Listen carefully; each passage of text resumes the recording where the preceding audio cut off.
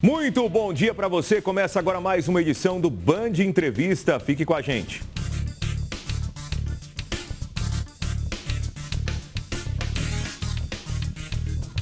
E hoje nós recebemos nos estúdios da Band, aqui em São José do Rio Preto, Rafael Zaqueu, assessor de investimentos, para a gente comentar um pouquinho, falar um pouquinho, Rafael, a respeito da economia, né, que é um setor hoje extremamente importante. Hoje a gente praticamente fala de economia e tem a economia envolvida em praticamente tudo que a gente faz. Primeiramente, bom dia e obrigado por aceitar o nosso convite. Bom dia, Fabiano. Obrigado pelo convite. É exatamente isso, né? A economia, ela praticamente ela está no nosso dia a dia, né? Então é muito importante que todos saibam, se atualizem no que está acontecendo, quais são as projeções e o que a gente pode pegar de bom, de oportunidades nessas atualizações que o governo pode nos proporcionar. Você falou aí que todo mundo tem que se atualizar, tem que estar aí por dentro aí do que está acontecendo. Isso para a pessoa ali que tem aquela renda menor, que tem uma vida mais simples, que às vezes não tem um investimento, não tem ali aplicações, tem o dia a dia, recebe ali o seu rendimento, paga suas contas, né, e tenta sobreviver com aquele pouquinho que tem. Essa pessoa também precisa tentar entender um pouquinho de economia, entender um pouquinho de como que a coisa funciona para poder melhorar a situação dela ali? Sim, é primordial que todos saibam, pelo menos, qual que é a taxa de juros básica nossa, né? Qual é a inflação que a gente está vivendo. Então, esses indicadores, né, mostram como que está o nosso país.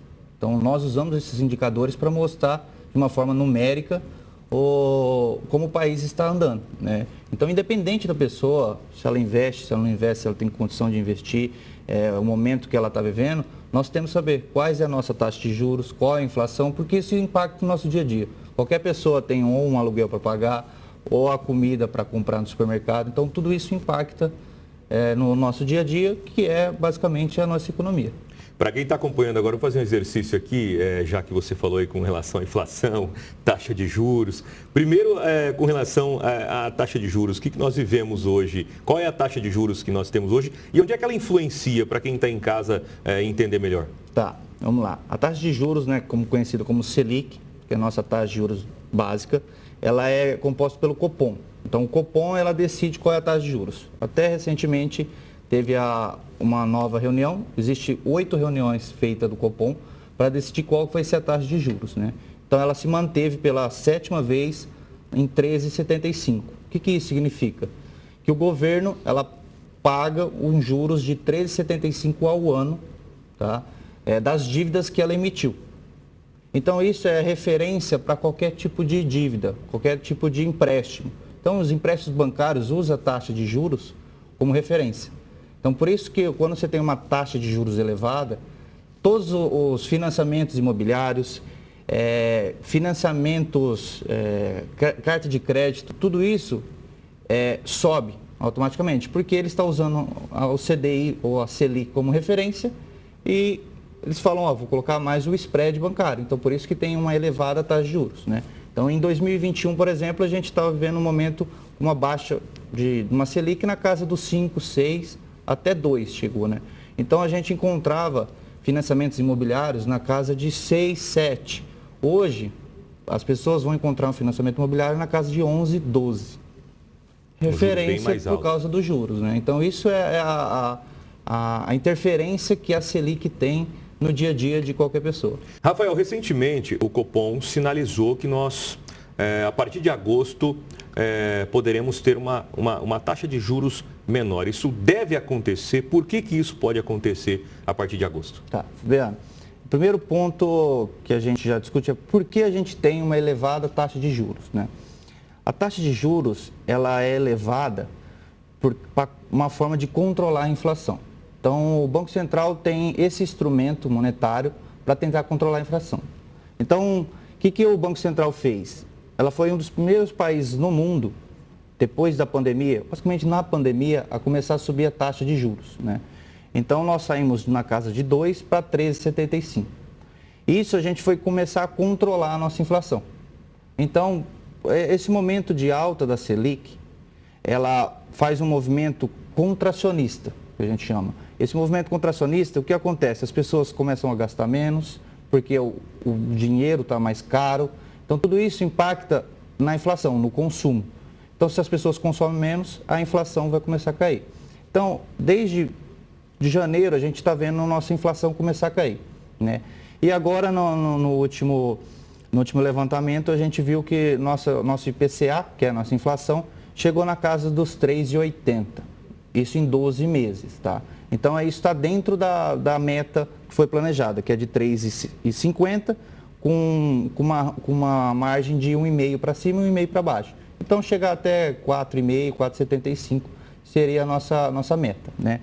Então, com esses números, o Banco Central começa a pensar em baixar a taxa de juros, né?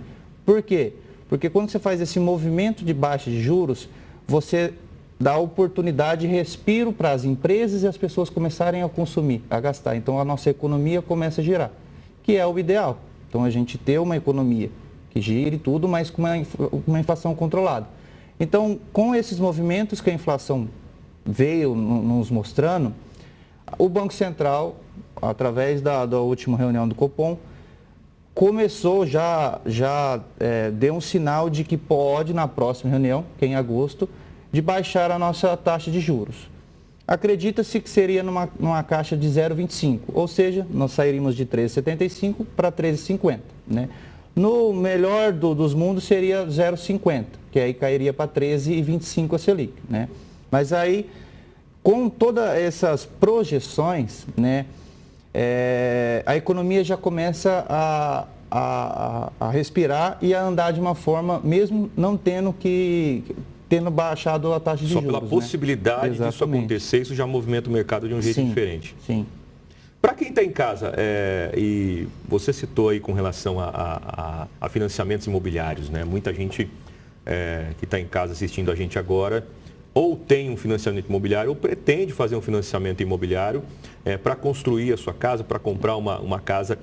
Sabendo dessa informação, que essa taxa de juros que influencia nos juros dos financiamentos, pode diminuir a partir de agosto. É interessante esperar isso acontecer, esperar um pouquinho para ver se realmente isso se torna uma realidade? Sim, eu acho que é muito importante as pessoas começarem, antes de fazer um contrato, de assinar um financiamento, olhar os indicadores econômicos, né? Então, por isso a importância da gente sempre estar olhando os indicadores econômicos e a partir daí você fazer a decisão mesmo. Então, como a gente está vendo que o Banco Central tende a baixar a Selic, né? A gente tem uma projeção para que no ano a gente feche na Selic na casa dos 12. Então, ou seja, na casa dos 13, né? Então, baixar aí 0,75 no período. Para o ano que vem, já tem projeção de cair para 12 ou 11,5. Então, a gente já vai ter uma boa diferença. Então, essas projeções pode ser um momento ideal das pessoas começarem a aproveitar, planejar antes de agir. Então, faz um planejamento e a partir daí começar a pesquisar através dos bancos, dos gerentes, para ver qual que é a melhor oportunidade. Eu já vi particularmente na internet alguns vídeos que são resgatados lá de trás, década de 2000, década de 90, que mostram preços de produtos nos mercados, por exemplo, né? E você vê lá o pacote de arroz, né? Com preço completamente diferente do que é hoje, né? Alguns vídeos colocam ainda, inclusive, como referência o salário mínimo, né? Para a pessoa tentar entender, o salário mínimo era tanto, o produto custava tanto, para ver se faz uma referência, né? Mas é uma realidade muito diferente. Tem pessoas que não entendem e falam, nossa, mas como era barato, né? E hoje é tão caro. A inflação ela vem atualizando os salários, né, entre aspas, às vezes, e atualizando o preço dos produtos também. Qual é a situação que nós temos hoje da inflação e o que a gente pode projetar para o futuro com relação a isso? Porque tem muita gente que tem como referência o aumento de preço quando vai no mercado e vê que aquele produto, aquela batata que custava R$ 3,50 o quilo na semana passada, hoje está R$ 7,00. Não é apenas ali pelo fato do aumento do produto, mas tem a ver também pela demanda, pela procura, pelo momento ali de produção ou não daquele determinado item. Tem uma série de questões que influenciam no preço final do produto. Sim, principalmente frutas, legumes que tem a sazonalidade, né? Então, além da oferta e a demanda. Então, tudo isso impacta o preço dos alimentos, né? Mas nós tivemos, sim, uma elevada reajuste da inflação durante esses 10, 20 anos, tá? E o salário mínimo não acompanhou. Então, o poder de compra das pessoas hoje é bem menor, né? Então, não é só o alimento, né? A educação subiu, o transporte subiu. Então, tudo isso impacta no custo do dia a dia das pessoas, né? Então, o salário mínimo, uma pessoa viveria com o salário mínimo de uma forma mais tranquila do que hoje. Principalmente porque o poder de compra que ela teve há 10, 15 anos é superior ao que tem hoje. Porque a gente viveu um momento com altas inflações, períodos aí de questões aí políticas, questões mundiais, questões pandêmicas, que interferiu muito na nossa economia e nos alimentos, né, em todos os produtos, que isso impactou diretamente no dia a dia das pessoas. Ainda a respeito disso, até uma curiosidade. A inflação, ela impacta da mesma maneira todas as pessoas ou depende da situação? Eu vou te dar um exemplo. Suponhamos que determinada família tem crianças que estudam numa escola particular. Então, elas sofrem ali os reajustes e a outra família não tem criança que estuda numa escola particular, então ela não precisa lidar com esses reajustes de escola, né? A pessoa vai no mercado, compra certas coisas naquele mês, a outra família vai e compra outras coisas. Essas aqui tiveram influência e subiram muito o preço, essas aqui não. Então, existe isso também de você sofrer um pouco mais com o aumento de preços do que outra família ou outra pessoa sofrer ali naquele mesmo período com as mesmas situações? Sim, principalmente porque um dos indicadores que a gente usa hoje é o IPCA, né? O IPCA, ele reflete uma cesta básica, então alguns produtos selecionados, né? Então eles pegam alguns produtos mais do dia a dia das pessoas e usam isso como referência. Então eles vão analisando o preço dele, né? Só que muitos desses produtos não é consumido por algumas famílias. Então isso não pode ser o reflexo de muitas famílias. Então algumas pessoas, ela deveria mesmo entender, fala, peraí, o que eu consumo, quanto que subiu de um mês para o outro? E a partir daí ela mesmo ia analisando o IPCA dela, mesmo como se fosse um IPCA individual. Porque a partir daí ela consegue identificar, o meu poder de compra aumentou ou subiu? Diminuiu. Exatamente. Então aí a pessoa começa a identificar se a realidade dela, como que está a realidade dela, se ela está crescendo mesmo, se ela está podendo aumentar o custo de vida e tudo mais, ou se ela vai ter que dar um passo a mais e reajustar. Muito bem, a gente vai fazer um intervalo agora aqui no nosso Band Entrevista, daqui a pouquinho a gente está de volta, até já.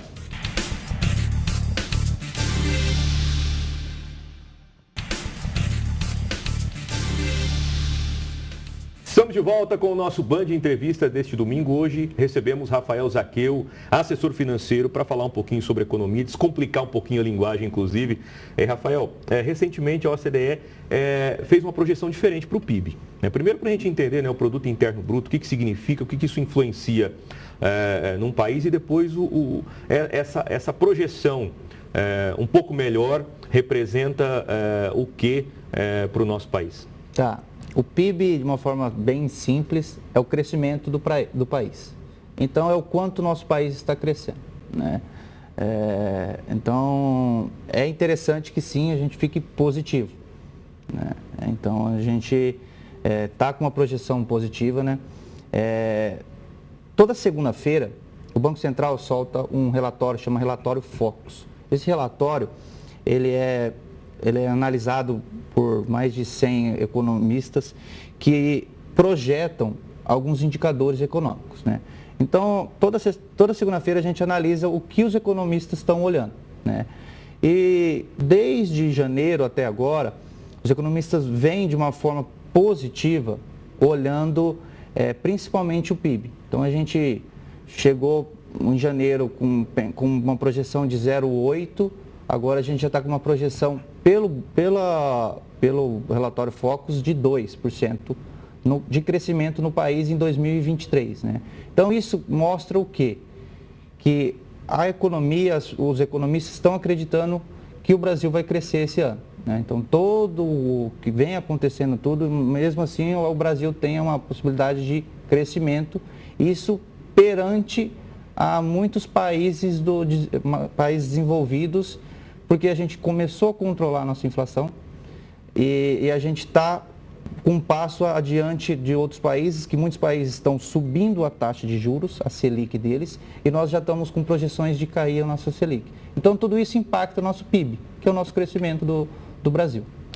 Para a pessoa, né, para o cidadão ali que está todo dia trabalhando, seja ele um microempreendedor, um empresário ou um trabalhador de CLT, essas projeções, o crescimento do país, do PIB, isso de alguma maneira recai sobre ele, tem um favorecimento, tem alguma vantagem direta, assim, imediata, dentro do ano, por exemplo, para a pessoa?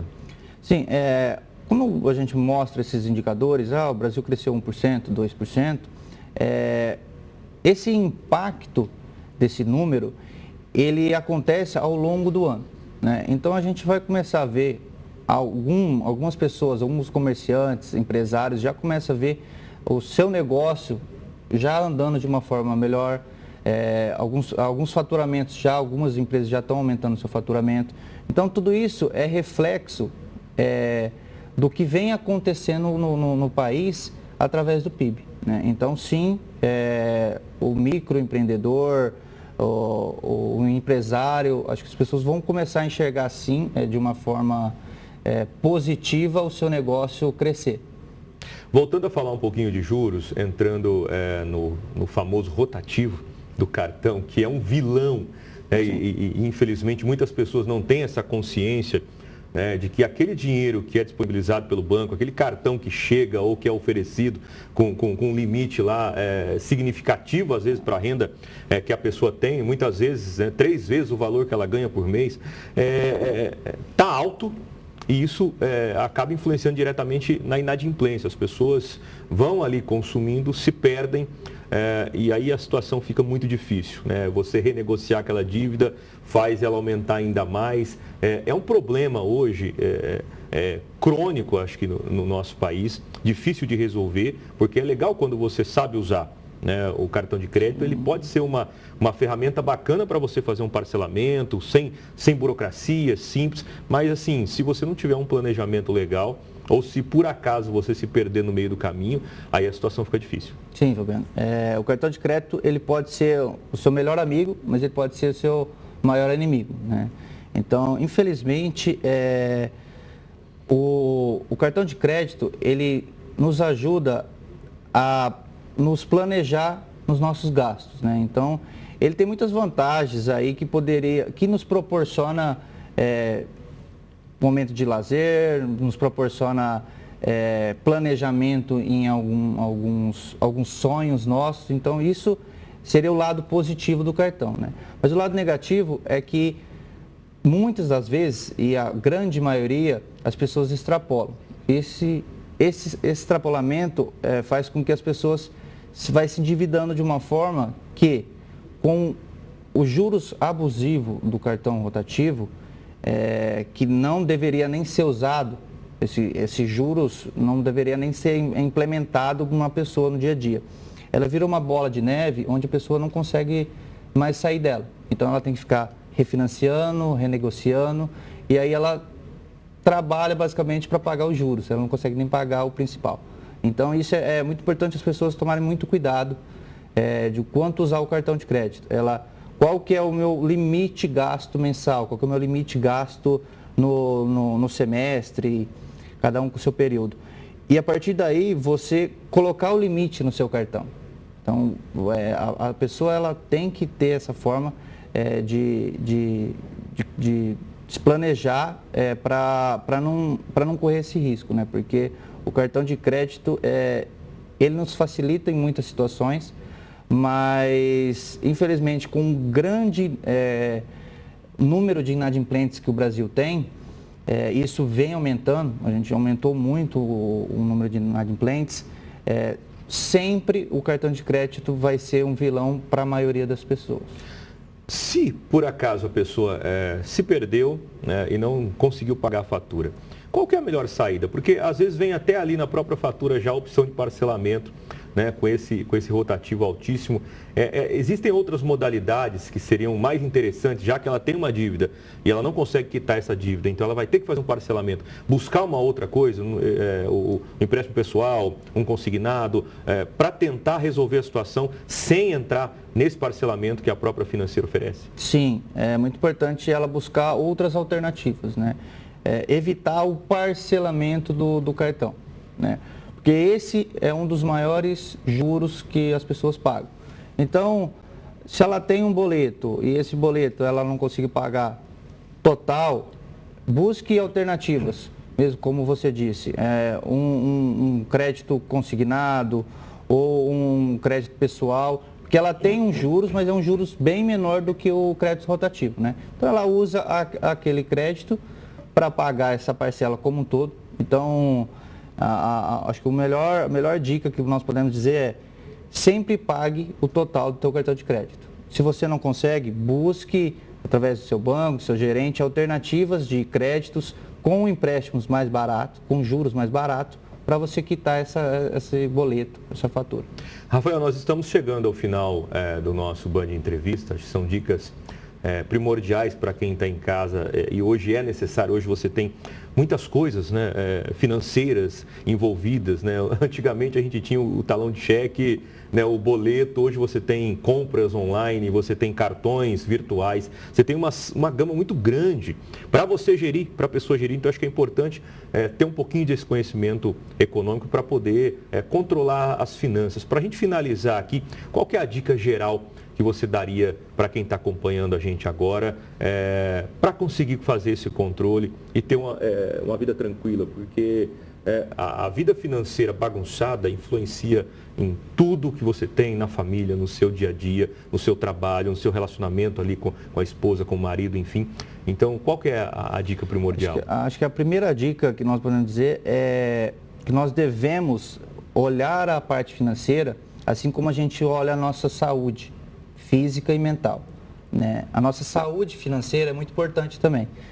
E acho que a primeira dica é estude, entenda um pouco, né? Independente se você pode ou não investir, você sobra um dinheiro ou não, mas é muito importante as pessoas entenderem o que realmente o dinheiro serve, como eu estou vivendo, qual que é o meu custo de vida, o que eu posso melhorar, o que eu posso...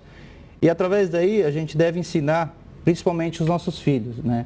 Então, começar lá de baixo, algo que ninguém teve, a educação financeira, é muito importante. Então, usar a educação financeira como um instrumento para te proporcionar, principalmente, conforto ao longo da sua vida, porque a gente vai lidar com a economia no seu dia a dia. Então, é muito importante a gente sempre estar estudando e entender pelo menos o básico